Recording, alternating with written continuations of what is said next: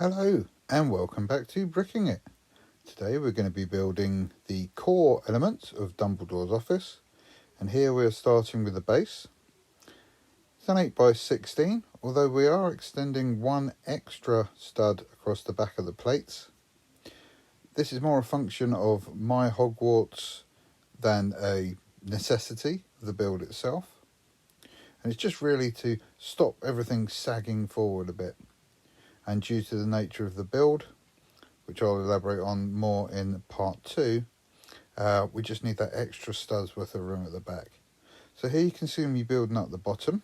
I've got a couple of hinges on the front, and they're going to hold the side builds, which is the outer office. Here I'm adding the bottom of the bookshelves, and now we're starting to put in the details of Dumbledore's desk area. The round black plate is going to be where we're going to eventually place Dumbledore's chair, and here just a little carpet detail around the desk itself. The next area we're going to be marking out is the foot of our curving staircases that lead up to the mezzanine balcony level. I'm going to elaborate on the build of these steps a little later, but here we can see just adding one stud and then a telescope piece with a round tile on top to complete. So this is the area we're going to be working on. There's our curving stairs, and here is the stair build itself. So it's a fairly simple build, nothing too special. And if you've seen my bits and pieces video that I made a couple of weeks ago, it's essentially the same staircase that was included in that. So it's just two round-ended plates, a 2x2, then one of these telescopes with a round tile and a little one stud on the opposite side. Now I originally designed this all in black, with the treads of the stairs in black instead of dark bluish grey, but they just got lost and you really didn't get to see the detail of the build. But here, with the dark grey treads, it's just a little more easy to see what's going on, and it doesn't get quite so lost. The top step has two banisters, and that front one is going to butt up against the pillars of the mezzanine build. So our second set of steps, just the same, except obviously a mirror build. We're now going to install those into the office.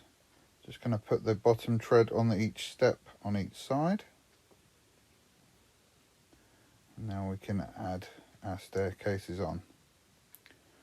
Now these are all hinged just at that one end where those studs were going on, so they can be adjusted for tread depth and rotation. As you can see just here, I'm going to be adjusting those, and when we get our next floor put in, they'll get further refinement in their positioning. These staircases can be as tall as you need them to be, but you can even do a winding stair all the way up. First of our supports, got a little two studs of snot brick built into this column. It's going to be used a bit later on in the build. Now in the actual Dumbledore's office set, movie set rather than Lego set, these are rounded pillars, but because I wanted those snot bricks on there, I've stuck with square, and we're adding these to both sides of the staircase. As you can see, they will line up there on the one side. I'm just going to adjust just to bring them all in alignment over here. I'm going to cap these off with a top step. It's just simply a 1x4 with one of these modified 2x2 tiles on top. And that creates the start of our little snug, the nook underneath the mezzanine behind Dumbledore's desk. We don't really get to see what's inside here in the movie, so I've left mine empty. I did originally have a large comfy armchair in there, but once the office chair's in you can't really see it, so I've saved that build for use somewhere else. So this is the snot bricks intended use, as they are quite dull colours all the way around with the blacks and the greys and the tan. I just wanted to frame the most important part of the office, so I'm just creating a pair of curtains using these curved 1x2s and some 1x1 plates, and that just gives us the start of a set of curtains that could be drawn across the snug if Dumbledore wanted some privacy. Adding our window to the back, and this, along with these curved bricks, is going to form the outer wall of our little private area.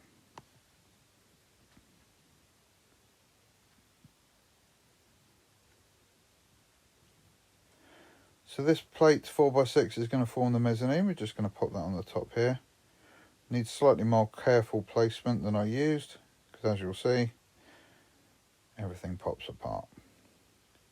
It's a simple fix though, just a little pressure on the outside, reach those studs up and connect them back on the inside, and there is our snug. So it's probably wasted space in the build.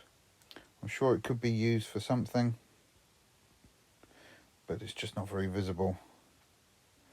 Here's two 1x1s I'm going to regret placing later, those ones at the front, and these two at the back are going to prove to be more trouble than I thought they were going to be.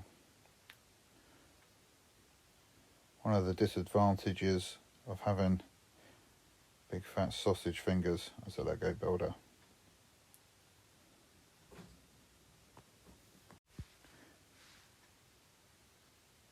So just a couple more 1x1s just to even up that surface level, so we can add the next set of 4 curved bricks at the back here, which will form the back wall of the mezzanine.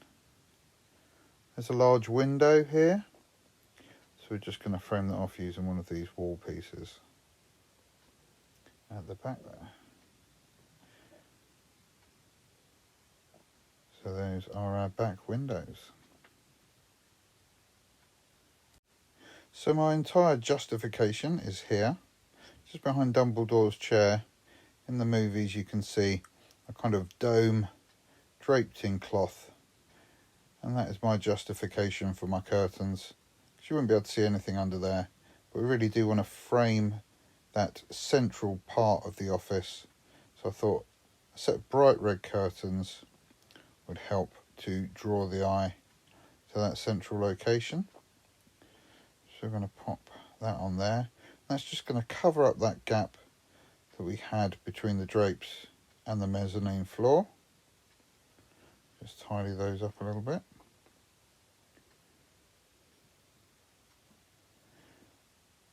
Here's correcting my error from earlier of putting those two 1x1 studs on, because they're supposed to be just here, evening up our curtain layer. So in the picture here we can see the railing, and it's clearly just quite a plain railing in the movies, but we want something a little more elaborate and interesting to look at, so we're going to use one of these decorative railing pieces while we build the columns up either side. It's just because the straight railings are quite wide tubes and it's quite a harsh look, and this just adds a bit more curve to the build, and since this is a round off, it's nice to get some curved shapes in there, because Lego doesn't lend itself particularly well to creating curves. So Dumbledore's desk, rescued from the previous iteration, and again we're just going to pop a ring on the desk. That's a little Easter egg. Our next detail element is going to be this oil lamp here, just made from one of those taps and a stud, and a glow-in-the-dark ball. Our next decorative element, again rescued from the previous version of our castle, is Fawkes's stand. I went through how to make this, but you can see here it's just one of these inverted cones pushed through a dish into a telescope piece, just to ensure that Fawkes' tail has enough room for him to sit up on the stand. We just add an extra stud on top. So as we can see, once we put Fawkes up on top, his tail just dips into that dish there. Now, you may have seen in the photo that should be gold, but I've gone with black. Our next detail for the office is going to be one of these astrological devices on a little column. Just going to make that simply with a 1x1 cylinder, another telescope piece both in dark brown, and one of these flat silver orbs. I was considering putting, like the astrolabe in the astronomy tower, one of the rings around it, but I'm not sure entirely how well it would fit in the space. But if you'd like to see me make that upgrade, please let me know in the comments below. There's Dumbledore, the man himself, added to our mock. So that's the core of our build complete. In our next video, we're going to be looking at the bookshelves and completing the walls of the office, as well as completing the office to the 11 stud tall version that I've built for myself. I'll be showing you how we can cut that down. You can also have it as an 8 bricks tall unit, which will be compatible with the modules of the current range of Harry Potter builds. So, thank you for watching. If you've enjoyed this video, then please do leave us a like. Drop me a note in the comments if you've got any suggestions or inquiries. And if you'd like to see more Harry Potter modular builds, then please subscribe to Bricking It. Bye bye.